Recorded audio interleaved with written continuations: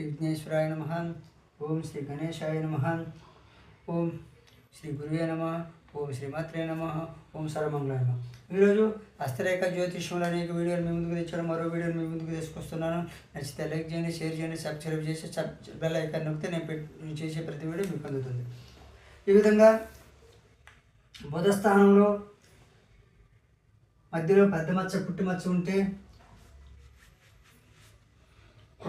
క్రూరత్వం ఉంటుంది, క్రూర స్వభావం ఉంటుంది, శౌర్య పరాక్రమములు చూపును, శౌర్య పరాక్రమములు ఉండును.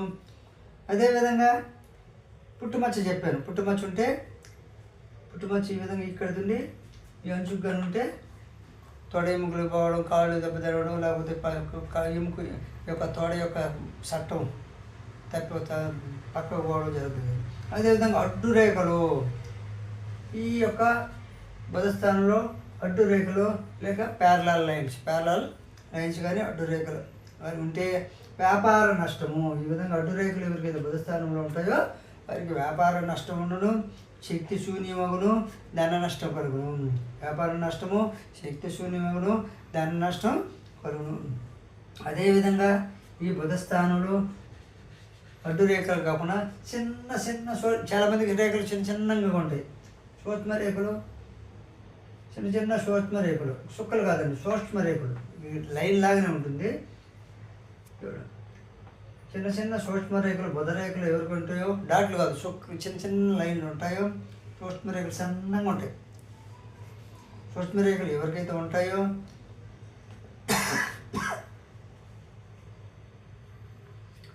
చాలా అడ్డు రేఖలు ఉన్నా కాళ్ళ మీద దెబ్బలు తగులుతుండును.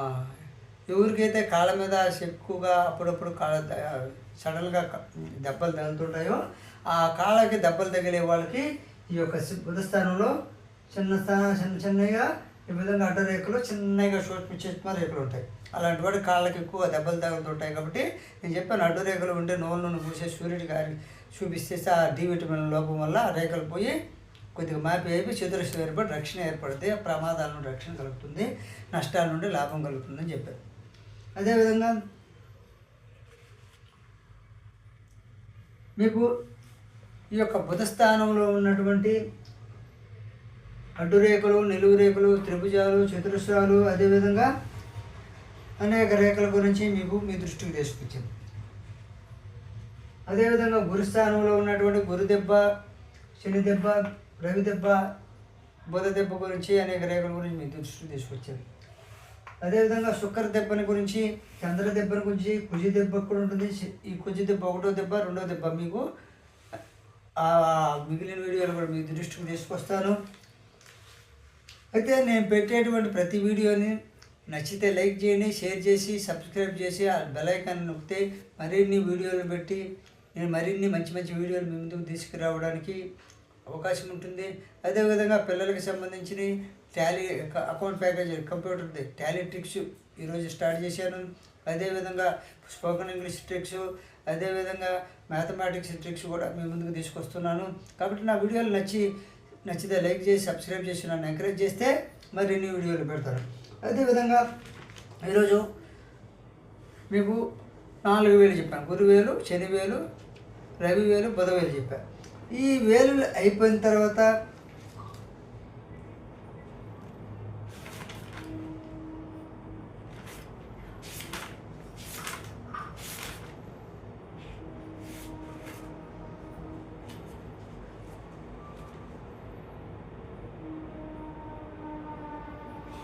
మిగిలినవి చంద్రదెబ్బ. ఈ చంద్రదెబ్బ అనేటువంటిది ఇదండి, చిటికిన వేలకి బుధస్థానానికి దిగుని ఉంటుంది. ఇదండి, ఇది చంద్రదెబ్బ. ఇదనుకో, ఇంతవరకు బుధ దెబ్బ అండి. ఈ బుధ దెబ్బ కింద ఉండేది కుజి దెబ్బ. ఈ కుజి దెబ్బ కింద ఉండేదంతా చంద్రదెబ్బ. అంటే బుధ దెబ్బ, రెండో కుజి దెబ్బ, రెండోది కావచ్చు ఒకటో కుజి దెబ్బ, మధ్య కుజ దెబ్బ, ఇది మధ్య కుజ, ఇది రెండో కుజ. అంటే మధ్య కుజ అనాలి కానీ రెండోది అనకూడదు. మొదటి కుజ, మధ్య కుజ, రెండో కుజ, ఈ విధంగా కుజ దెబ్బలు ఉంటాయి. ఈ కుజ దెబ్బల కింద ఉండేది చంద్రదెబ్బ. ఈ చంద్రదెబ్బ ఈ విధంగా దెబ్బలు 3 దెబ్బలు వరుసగా కిందకు ఉంటాయి. అయితే ఈ దెబ్బల ప్రకారం ఇది చంద్రస్థానం. ఈ చంద్రస్థానంలో అంటే స్త్రీ అంటే అత్తగారి స్థానము పరస్థానం. ఈ చంద్రస్థానం అనేటువంటిది అత్తగారి స్థానము, పరస్థానం. ఈ శుక్రస్థానం అనేటువంటిది స్వస్థానము, బంధుస్థానం. స్వస్థానము, బంధుస్థానం చెప్పారు కదా. చంద్రస్థానం అనేది పరస్థానము, అత్తగారి స్థానం. శుక్రస్థానం బొట్టన వేలు కింద ఉండేటువంటిది శుక్రస్థానము, స్వస్థానము, బంధుస్థానం. కాబట్టి ఈ స్థానాల ప్రకారం రేఖలు వస్తే ఆ స్థానాల ప్రకారం మన ఫలితం ఉంటుంది. ఈ కుజిస్థానం అనేటువంటిది కుజుడు. మధ్యస్థానం ఏదైనా అడ్డదిడ్డాలు ఉంటే ఖర్చులు పెరుగుతాయి. అంటే మధ్య కుజ గుంటలుగా ఉంటే ఖర్చులు ఎక్కువ, నష్టాలు ఎక్కువ. ఆ దాంట్లో మళ్ళీ కత్తిళ్ళు ఉంటే నష్టాలు కంపల్సరీ చెప్పచ్చు. ఈ మొదటి కుజిలో తాను బట్టి వాడు రోషం ఎక్కువ ఉందా, కోపం ఎక్కువ ఉందా, లేదా కోపం పైలుమాల అవుతాడా లేదా అని తెలుసుకోవచ్చు.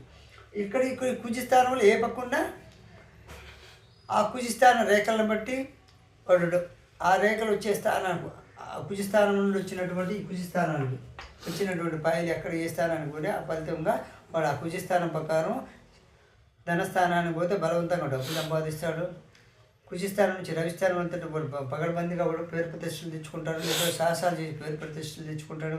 కష్టపడి డబ్బు సంపాదిస్తాడు. ఆ రేఖల యొక్క స్థితిగతులను బట్టి కూడా మంచి చక్రం అని చెప్పాలి. అయితే ఈ చంద్రస్థానంలో ఒక నిలువు రేఖ ఉన్నాను ఎన్ని అయిపోయింది. ఇది చంద్రస్థానం. ఈ చంద్రస్థానం అనేటువంటిది ఒక నిలువు రేఖ ఉందండి. చంద్రస్థానంలో ఇది చంద్రస్థానం, ఇది కాదు.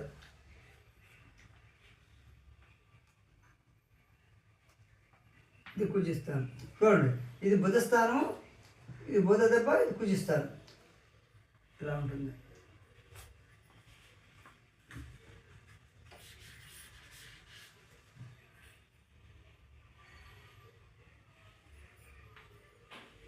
ఈ మధ్య అంతా కుజి భాగం అండి.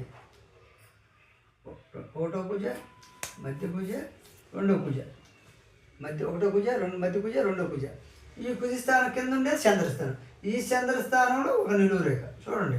చంద్రస్థానంలో చంద్ర దెబ్బ మీద ఒక నిలువు రేఖ ఉన్నాం. తనకు సంభవించబోయే కీడును అపాయమును ముందుగానే గుర్తించి అందుకని చాలా మందికి మామూలుగా ముందుగానే సారి జరగదని చెప్పి నమ్మరు. కానీ ఇలా నిలువు రేఖ ఉన్న వ్యక్తికి జరగబోయేటువంటి సమస్యను చెప్తే వాళ్ళు వినడంలా, వాడినే నష్టం కలిగిస్తున్నారు, వాళ్ళకే ఇబ్బంది పెడుతున్నారు. అంటే ఈ విధంగా చంద్రస్థానంలో నిలువు రేఖ ఎవరికైతే ఉంటుందో వాళ్ళు ముందుగా తనకు సంభవించబోయే అపాయమును ముందుగానే గుర్తించి రాబోయే కష్టాలను తెలుసుకునే వారికి ఈ చంద్రస్థానంలో నిలువు రేఖ ఉండను. అంటే చంద్రస్థానంలో ఒక నిలువు రేఖ ఉన్నవారికి తనకు సంభవించే కష్టాలు ముందుగానే తెలుసుకొని జాగ్రత్త పడతాడు. తెలుసుకునే గుణం ఉంటుంది, తెలుసుకునే అవకాశం వస్తుంది. 2 నిలువు రేఖలున్నా తల్లిదండ్రులకి భార్యకి లొంగిందురు.